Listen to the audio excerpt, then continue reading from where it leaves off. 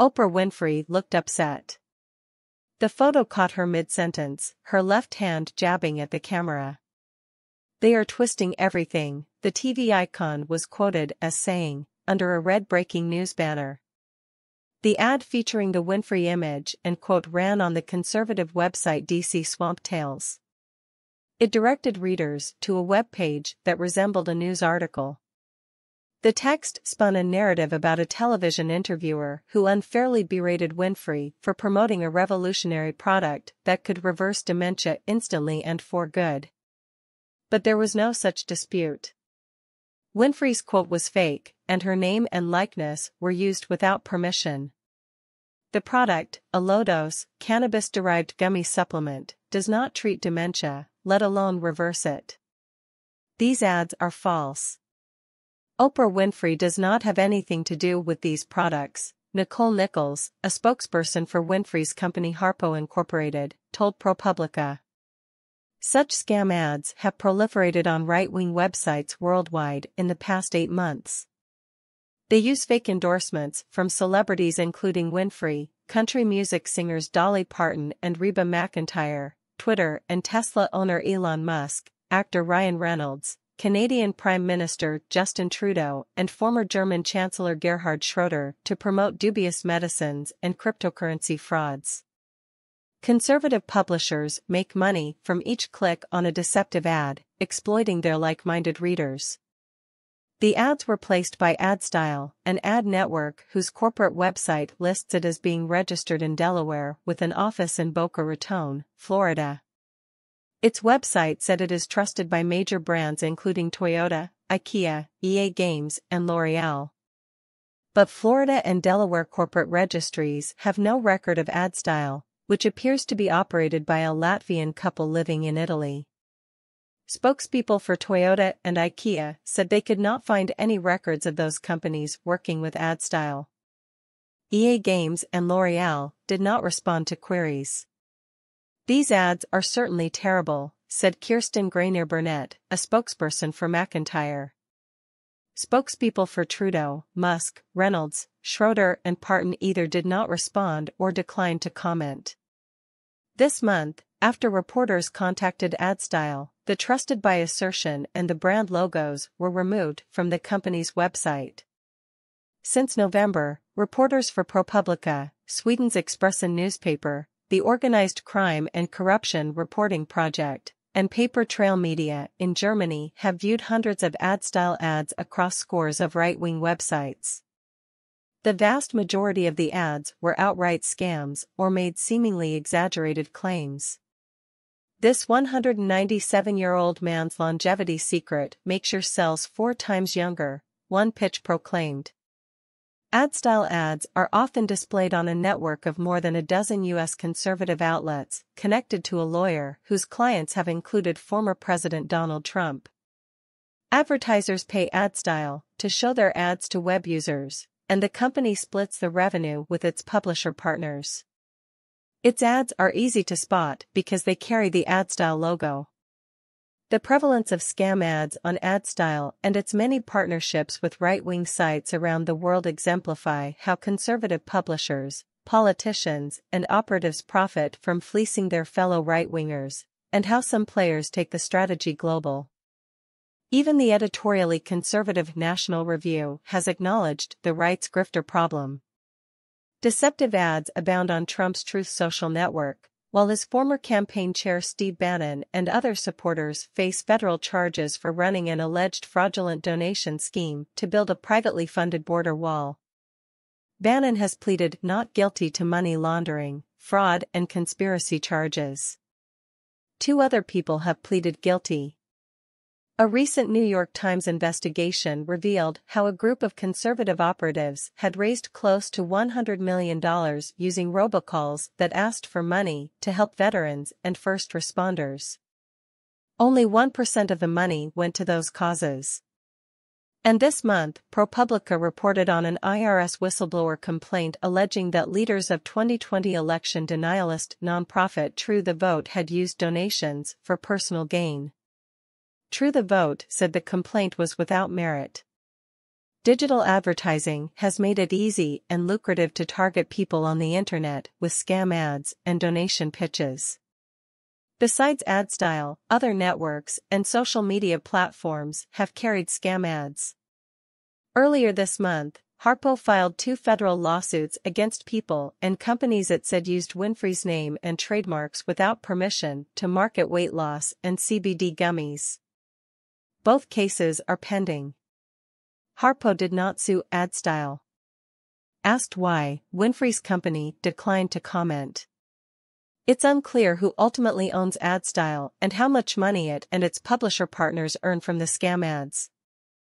Ad networks like AdStyle act as a middleman by connecting advertisers with publishers. An advertiser signs up with a network, uploads the ads it wants to run, identifies the kind of people it wants to reach, and sets the price range it's willing to pay each time someone views or clicks on an ad. Meanwhile, the network signs deals with publishers to place ads on their websites in exchange for a share of the revenue. It's unclear how AdStyle splits revenue with publishers, but ad networks typically take between 20% and 50% of the revenue generated. In the U.S., AdStyle primarily works with right-wing sites operated by 2 companies, Sabre Communications and Digital Communications LLC, located a few doors down from each other in Fredericksburg, Virginia. The companies are owned by Andrew Cuomo and Michael Rothfeld, political marketers with ties to former U.S. Representative and presidential candidate Ron Paul and his son, Kentucky Senator Rand Paul. Federal Election Commission records show Sabre provided digital marketing services to Rand Paul and PACs that support him. Ron Paul's 2012 presidential campaign paid Sabre close to $8 million. With names like Liberal Hack Watch, DC Dirt Sheet and DC Swamp Tales, most sites in the Sabre/Digital Media Communications network publish content with a pro-Trump bent. For other sites produce Christian content or travel and lifestyle advice for conservatives. Through their websites, Rothfeld and Cuomo collect the email addresses of American conservatives and target them with paid political and marketing messages. "I am a professional junk mailer," Rothfeld said in a 2012 talk to the Young Americans for Liberty National Convention, according to BuzzFeed News. "I am a professional telemarketer. I'm a professional spammer, like 100 million pieces of emails a month. And I'm a professional negative campaigner. And I'm damn proud of all 4. Until 2020, Digital Communications listed David Warrington as its registered agent. The Virginia-based Warrington was also the agent for at least 7 now-defunct LLCs connected to websites in the Rothberg/Cuomo network. Warrington represented Trump in his dealings with the January 6 Congressional Committee. His clients have also included Jesse Benton, a Texas political consultant convicted of illegally funneling money to Trump's campaign on behalf of Roman Vasilenko, who has been described as a Russian naval officer turned multilevel marketer. Vasilenko, who was not charged, did not respond to requests for comment through his social media accounts. Warrington said he represents Rothfeld, Cuomo, and their companies. He provided a statement from Sabre about the AdStyle ads on its sites. "AdStyle is by far our least active ad service, delivering less than 3% of total banner impressions on the sites we manage," the statement said. For the sites that still host their ads in low-priority positions, their ads currently generate an average of $11 per month per site. He declined to comment further.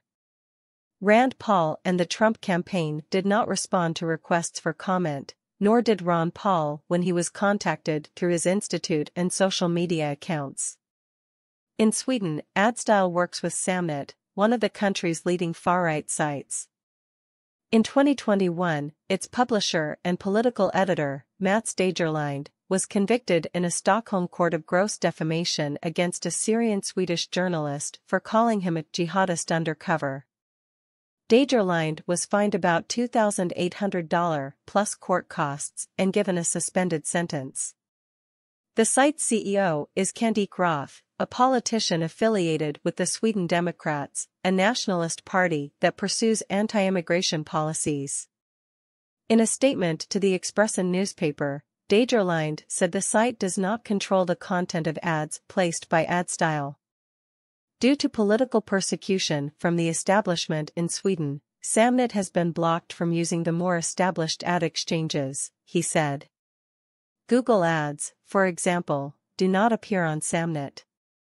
In Germany, AdStyle places ads on far-right sites such as Journalistenwatch, which a previous ProPublica investigation identified as a source of false information. We don't care because we think our readership is smart enough to not be scammed, said Connie Axel Meyer, a member of Journalistenwatch's board and editorial team. I don't really care what advertising is going on. After all, we work with a lot of advertising partners. We don't control the advertising, we don't care, we can't check them all. He plans to continue working with AdStyle as long as I don't get a letter from a public prosecutor's office, he added. The celebrities featured in the scam ads on these and other sites change depending on the location of the person viewing the ad. In Germany, scam ads featured Schroeder and former tennis star Boris Becker. In Sweden, they used Stefan Persson, the majority owner of fast fashion retailer H&M and the country's richest person. In each case, the ads placed by AdStyle sent readers to websites promoting fraudulent cryptocurrency investment schemes that can cause people to lose their life savings. These are 100% incorrect and false claims, said Christina Stenvinkel, a spokesperson for Persson's family company. It is very regrettable that there are people who fabricate and mislead by exploiting and using public figures for their own gain. On its LinkedIn page, AdStyle says it was founded in 2015 by a small group of great minds in Boca Raton. Its website gives an address there. But building management and a lessor of office space there said AdStyle isn't a tenant. At least 5 profiles for current AdStyle employees on LinkedIn use headshots that exhibit characteristics of AI-generated images, such as mismatched earrings and unrealistic backgrounds. ProPublica could not find the employees in public records. One actual employee is Annabella Burjak, whose LinkedIn profile says she is the company's director of business development. Burjak is married to a web developer named Leonid Valinsky, whose name appears in a domain registration linked to AdStyle. Originally from Latvia, the couple used to live in Israel, but recently moved to a town roughly 60 miles from Venice, Italy. When reporters visited the couple's residence, Burjak and Valinsky declined to comment.